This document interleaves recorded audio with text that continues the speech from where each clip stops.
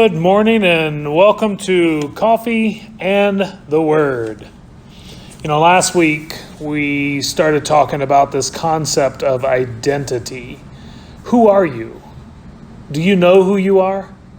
What's interesting about that question is whether we were talking from a religious perspective or a philosophical perspective, knowing who you are is vitally important to succeeding in life, no matter what. And so I want to tell you a quick story. Do you remember when you were a kid and there used to be this big idea of proving who you are by talking about what your dad could do? In fact, there was a commercial not too long ago that says, "My dad could eat a whole jalapeno pepper." And of course, oh yeah? Well, my dad can lift a car all by himself. Oh yeah? Well, my dad... And it didn't even really matter if your dad could do those things. The point was, however powerful my dad is, that's indicative of how powerful I can be. Does that make sense? Like, if my dad is the strongest man to ever live, then that means I could possibly be the strongest man to ever live. So, it seems to matter who you come from. And I know what some of you are thinking.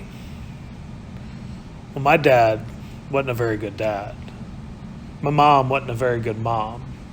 Believe it or not, there are people who don't have positive experiences in their home life. And they grew up in a home that was less than loving, maybe even more than less than loving, maybe abusive, dismissive. Maybe you grew up feeling abandoned and unwanted.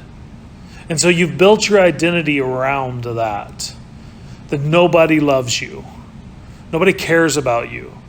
And maybe the way you've built that identity is you've come to the conclusion that you have to look out for you. Because if you don't look out for you, nobody will. Or maybe you've come to the conclusion that you'll never, ever be anything. I want to change your thinking there. You see, because long before your mom or your dad had anything to do with you, God called you. God knew you. You're like, what do you mean by that? Well, see, before your parents ever met you, God knew you. And God had made some declarations about you. And one of them is this one. It's found in John 1. It's when Jesus comes on the scene. And it's John 1 starts really interesting. It says, the beginning was the Word, and the Word was with God, and the Word was God. Through him all things were made, and without him nothing that was made was made. A little bit later, we discover that this Word that he's talking about is Jesus. And I want you to listen to this part. He's called the true light that gives light to everyone who was true light that gives light to everyone was coming into the world. Verse 9. He was made through him. The world did not recognize him. He came to that which was his own, but his own did not receive him. Yet to all who did receive him, to those who believed in his name, he gave the right to become children of God.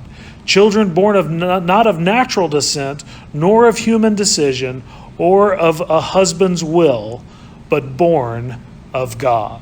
Did you catch that? He gave them the right to be called children of God. Let me tell you what your dad can do. Your dad can fashion the heavens and the earth with his very words. Your dad can speak into existence speak into existence the birds in the air and the fish in the sea. Your dad can part the waters from the land and hold the waters back from approaching the land. Your dad can part seas for men to walk across. Your dad can do so many wonderful and glorious things. Your dad can raise the dead. Your dad's pretty awesome. For all who have received him and believed on him, he has given them the right to be called children of God. Not born of natural descent or of somebody's decision, but born of God. This is so important for you to recognize, because where you come from is not nearly as important as to who you belong to. Who do you belong to? There's a phrase that used to go around is, who's your daddy? Well, for you, your daddy is God.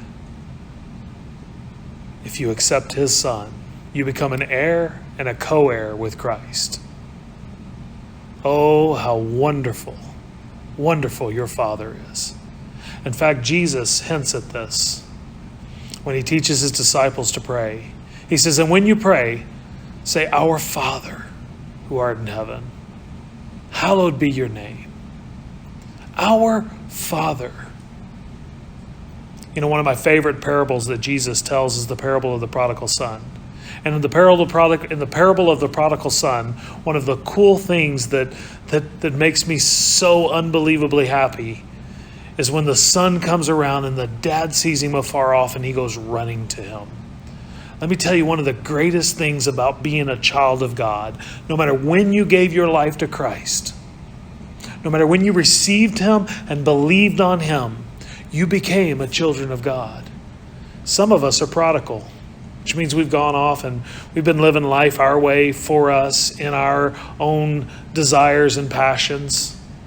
Let me tell you something. There's a Father who's looking down the road, waiting for you to come back. Waiting for you to once again take your place as one of his own. I heard it once said that if God had a refrigerator, your picture would be on it. Yeah, it's like that. You are the child of the Most High God.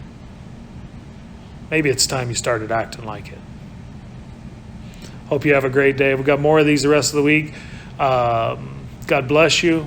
And this has been another edition of Coffee and the Word.